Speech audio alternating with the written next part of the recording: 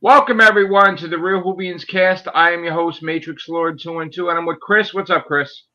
Holy cow, I'm in a real Whovians cast and I'm actually going to contribute for once. I know. So, what did you think of what you seen? So I didn't see the whole episode because honestly, I had forgotten that it was even on. Right. But I do know, I went back and watched a lot of the stuff. Like, I know how the 13th Doctor dies and who she regenerated into. And I saw the trailer for, the upcoming special in 2023. Um, I gotta say, I liked her regeneration scene. I thought that it was very, very well shot. I really liked how she was, okay with regenerating, at least in that part. I know beforehand she wasn't really too thrilled about it, but it was a beautiful scene.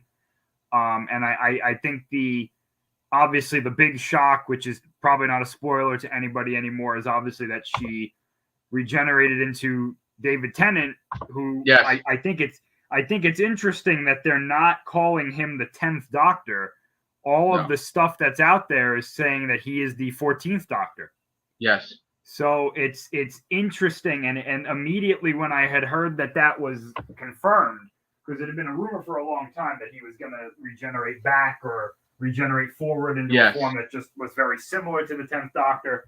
It made me think of that scene at the end of the special where the curator tells him, you're going to revisit some of the old favorites, and I think this may be the first one of those. Not that he's going to do that consistently, but every now Right. and then he'll turn into a future incarnation that is very, very similar to an old one that he really liked.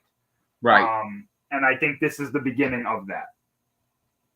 Yeah, I'm very which excited. Which is interesting. Here's the thing. I was kind of conflicted with the episode because I loved it and I hated it, but ultimately I loved it. And it's just, we know Chris Chibnall, and we know that he just, he causes, like, he's not as great as the other writers and stuff like that and showrunners. It was like a jumbled mess, but he ultimately did what we wanted. We got Ian Chesterton, we got Mel, we got Ace, we got Tegan, we got Joe Grant. Bunch of old doctors. Yeah, and I was very excited. The interaction with the Master and Tegan and Ace, him ripping them to shreds, saying how he killed Tegan's aunt. That was like a throwback, I love that whole thing. And he's a great master. He does he a is. phenomenal job. He definitely does a phenomenal job. And obviously he's going to regenerate. We're going to get a different master eventually. What's up, Bad Wolf? How are you? Just reading things in the chat. So I just didn't like how there's certain pet peeves I didn't like. I didn't like how Yaz knew how to fly the TARDIS with no problem. Yeah. Where pinpoint accuracy, like, that even the smartest, like Adric, nobody could pilot it. And the only really good person who could really fly it really well is River and Nardole. And Nardole's not exactly human anyway. So I wasn't happy that she knew how to fly the TARDIS. I wasn't happy that it was so easy with the Daleks to team up with the Master, with the Cybermen. And he lied and said that tissue compression could be, like, it makes it sound like they're not dead, but they were dead because he had to clone the lone Cyberman because he was completely dead. But he could reverse the tissue compression, but he cloned him small, I guess, and then regrew him or whatever. It just kind of was like, it seems like Chibnall borrowed from a lot of different episodes, like the 50th with the paintings.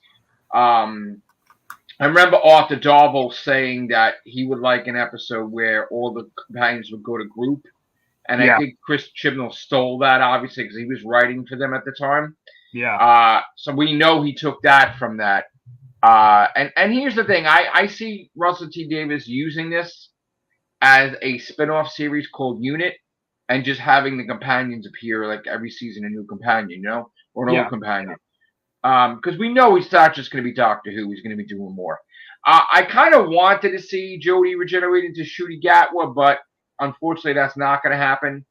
But I'm excited that David Tennant's Doctor's in it. But at the same time, I don't want it to be where he's different, like unrecognizable. after you get Tennant back after this whole time, you really don't want him to act weird or different. I guess he's just confused. But rumor has it that the Celestial Toymaker, played by Neil Patrick Harris, had altered the regeneration to battle his favorite incarnation of the Doctor.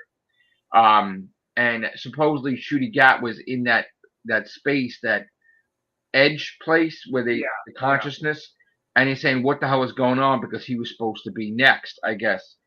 Although that's not confirmed. I loved it, but I kind of had problems with it. It's interesting because if you look at that scene where he's saying, what the hell is going on? Will somebody tell me what's going on? He's wearing the disheveled clothes of David Tennant.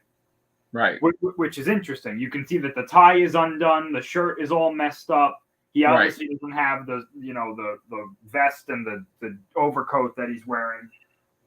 Which, by the way, I have to say, I love that outfit that they gave Tennant. I think it looks great. Me too. I like it too. But I don't know. It's very interesting. Because we know Donna is going to be in it. We see her in that trailer. People I saw a lot of comments saying that, there could be something there that affected the regeneration somehow. Maybe some, like, the connection that they had caused something to go weird with the regeneration. But yeah, I don't know. It's going to be interesting. And it's definitely one of those things that they can't just be like, oh, it was just a mistake in the regeneration energy. Like, there has to be some sort of, like, no, this was done for a reason. Here's the reason. Right. And here's why he's going to regenerate or complete the regeneration into the 15th Doctor. The regeneration is complete. I mean, it's not like it's a War Doctor thing. He is the 14th Doctor. Yeah. And I guess, like, we know he's going to say something like, I'm ready to go, and then regenerate. Yeah. But it's not one special, though. It's actually like 3 specials with David Tennant and Catherine Tate. And the 4th special is a Christmas special to do with Shooty Gatwa, which is, they're going to air 4 specials from November 23rd on to December 24th. So it's going to be 4 weeks of 4 specials. So that's next year, right? Yes. We're going to be a year without Doctor Who. That's the weird thing about this. And I'm really hoping that this isn't the case. My one fear with this is that, okay, we have Tennant back. That's great. Everybody loves David Tennant, or at least the majority of fans love David Tennant. I love David Tennant. He's great. Here's my worry. You have a year where this is not on TV. So they just had David Tennant come back, all right? So now you have to keep the hype for this up for a year. Correct. Right? Then for the fans, like the general audience, who is not like us, who doesn't keep up with this stuff, and I'm throwing myself in there because I've kept up with this particular story for Doctor Who, not necessarily everything, more so recently. 13 months, actually, more than a year. Yeah, exactly. Here's my thing. You might have the general audience being like, oh, great, he's going to be back for a whole season or a whole tenure. No. And then all of a sudden they're like, who's this guy? And it's the 15th Doctor, and then he gets kind of like the short end of the stick, which I really hope doesn't happen because I don't think that's going to happen. Doctor, Yeah. I think a lot of fans are coming back. I mean, already I got Stephen Price had contacted me today. Yeah. And he was done with Doctor Who, but he watched him. He's back, I believe. Yeah. So a lot of the Real Whovian members that left, looks like some of them are coming back. There's something very meta about David Tennant being the one to come back and reintroduce another era with Russell T. Davies and stuff. You got to look at the subtext because I really noticed this in the trailer for the special where he was like, I don't know who I am anymore. It's almost like they're saying the show lost its identity and now it's coming back. But it's going to be something new as well with the 15th Doctor. So it's like, and that's not a shot at Jodie or anything. I think it's just like for the people that left, like you just mentioned, I think that this is like a signal to them, like what you've been waiting for is coming back, and here's how we're introducing it. And this is the starting point. You don't need to watch anything else. Yeah. Right. Yeah, I think so too. I mean, my thing is, it's true. There's going to be a whole 13 months before we see David Tennant again. But then again, you have shows like House of the Dragon, which is going to be 2 years before they return, right? From their thing. So that's just it's not uncommon now that they're starting to do stuff like that, right? But I heard also too, because we had a cast before, and Connor said that he's pretty sure Matt Smith and Capaldi are going to be in one of the specials as well. Oh, yeah, I was in the comment section for that one. Yeah. Yeah. So I mean, that's a highly possibility. I mean, that we're going to get a multi-doctor story. Well, I agree with what Connor was saying, because he had mentioned that he thinks that maybe the 15th Doctor, when he's saying what the hell is going on, he's yelling at Matt Smith and Peter Capaldi in that same place that the 13th Doctor was when she was talking to 5, 6, 7, and 8, and 1. I should say 2, 1, 5, 6, 7, and 8. Or not 6. I'm sorry. Well, it was like 1, 6 5, was there. 6 was there. Colin Baker was there. Oh, he was there. Okay, yeah. Yeah. I think that they deliberately left Matt Smith and Capaldi out because I think they are going to be the ones that are kind of like to the 15th Doctor, like, look, don't worry, your time is coming, but 10 still has things that he has to finish. Correct. And it's kind of weird because yes, this being is talking to himself. I was saying that in the cast. I'm like, I don't want them to make it like it's a multi-personality disorder, like like it's just he's the same person, right?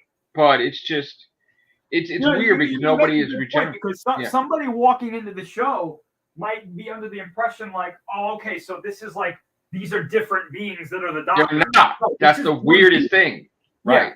It's one being that just looks and sounds different. It's aspects of the personality, I guess. Like I don't know. It's just. I hope though that we do get closure with the 10th, meaning it's not just Donna Noble, but it's Rose Tyler, it's Martha Jones, like different things, Yeah.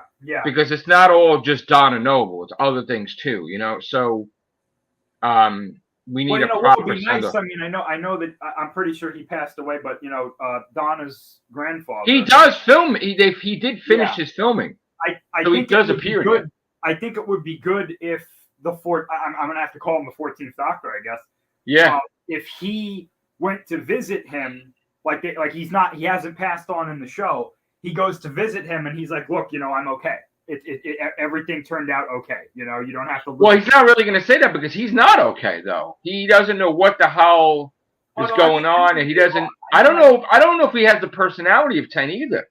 He might not, but if let's say he does, let's say he eventually settles into it, it would be cool to have a scene where he goes and he's like, "Look, everything was okay. It was. I'm okay, yeah. I was different for a while, but I'm okay now." Well, we do know they did film with Bernard Cribbins. He did go into the TARDIS with the wheelchair. Yeah. There's a whole bunch of stuff, and Donna Noble has a daughter named Rose, who is a key to, I guess, I don't know if it's Gallifrey coming back or different things, because they're tying it in with the fact that she's transgender, the character also, besides the actress, I guess. So we'll see. But he's already writing his second series with Shooty, already. And, like I said, by the time his third series comes, I honestly think Mutant's going to be a series. I think he should focus on getting Doctor Who on its feet, and then let's see how that goes, and then maybe do spin-offs or something like that. Yeah, I think he's going to do that. As far as the Daleks go, I mean, I guess the contract still stands, but it's how much is he going to use them? He doesn't have to have them be the star of an episode. It could be a cameo just to have him appear, right? So but at some point in time, I also kind of believes that he's going to leave the Master out of it for a while, which that's smart. Yeah, that's smart. So do you think they're going to go back to the formula of having a really serious overarching villain / theme throughout the series? Yes, I think that's going to continue. I think he ain't going to do fillers. He ain't going to do one-offs. It's all going to be an overall connected thing. but it's going to shock people. I think there's going to be a lot of crazy things going on. I don't think he's going to address the whole timeless child at all. I kind of feel that Chibnall subliminally, like, subconsciously hinted that it was bullshit in this episode because we had a powerful child that was kidnapped, right? That was in this. That I don't know if they're trying to say she was the timeless child and not the doctor, and whatever that means. And then we got the impression that the whole flux thing, where the whole universe was destroyed except for two planets, Earth and the other one, that's done too, and it looks like the universe is back. I don't know. Yeah. So it's the only thing. Joe Martin's doctor is there, so like we don't know what the hell. I'm glad he didn't have her regenerate into David Bradley, because that would have been ruined the whole show. Period. Right. So I'm glad you don't want to say that she's the first doctor when it's established that William Hartnell or David Bradley, whatever, is the first doctor. But again, like I just had a problem with certain things. Like I when they captured Kate Stewart and they were going to convert her to a Cyberman, I thought that the Brigadier Cyberman was going to be there. That was weird. Oh yeah, yeah. They didn't do that, and then I just don't understand how he's able to team up with the Cybermen when, like, and the Daleks. That's just like the Daleks are kind of like looking like shit. Like they're not the master race. They're not the biggest threat. Didn't Ace hit one of them in the eye stalk with a bat and it like fell off? Well, she did that in the classic series too. So that was throwback. Yeah. But yeah. I like the interaction with the interface where Ace is talking to the Seventh Doctor and Tegan's talking to the Fifth, and she's like, what was I thinking? And he's like, Adric, when you Cybermen, because the Cybermen killed Adric. So and I'm glad that they put that in there too, because that got lost for a little while. Even with Moffat doing a Cyberman episode, then no mention of Adric. So the seriousness of it. But what the thing is, I'm happy that he's gonna take care of unresolved business. Right. But then you kind of feel like, well, what about Matt Smith and the Ponds? Like the 11th Doctor. Yeah. That's not fair. You kind of want to see them too. I don't know what Russell T Davies is going to do, but I know we're not going to be disappointed. I know. Like already, he's reestablishing contracts and toys, and because that all fell off. If like you can't go. You go to Barnes & Noble, people don't know what Doctor Who is anymore. There's nothing really, no merchandise available. Chibnall really burned the bridge with that. But now, with Russell T Davies, there's probably going to be billboards in Times Square. There's going to be advertisement on buses. They're going to make a big deal out of, the 60th, So I'm happy. This is the opportunity to bring this show back. Like this is the last chance that they have, really. To put this in the spotlight again and then reestablish it, because I honestly think that they can do that. The show is not unsalvageable. You know what I'm saying? Like they can if they make it something, not necessarily. I don't want to say like decanon anything Chibnall did. All the stuff that he did is canon. What I'm saying is like maybe don't mention it. Like just. I don't think it's gonna be canon anymore. Like what he did, because it wasn't really fully proven that she's the timeless child, or if even the timeless child exists, it could have been a what I mean is like that stuff. Like just don't even mention it. Don't connect much to it. Don't. He's not going to mention it, like he didn't mention that the 8th Doctor was half human. That they said, so that's like implied it was bullshit, So. He may have to say something eventually, but I think it might be contradictory to what we normally say on here. But I think that they could leave it alone for a little while, and then, like you just said, go back to it eventually. Yeah. And clear some of that stuff up. But I mean, I might do a throwaway line to show something different, and to kind of get back to let's just have fun with it. Not everything. Yeah, has to be we had so much fun talking about it when it was good, and then it got shitty for a long time, and then. We kind of fell off doing, as many casts as we did, because it was like, it felt more like a chore than anything else, I guess. Yeah.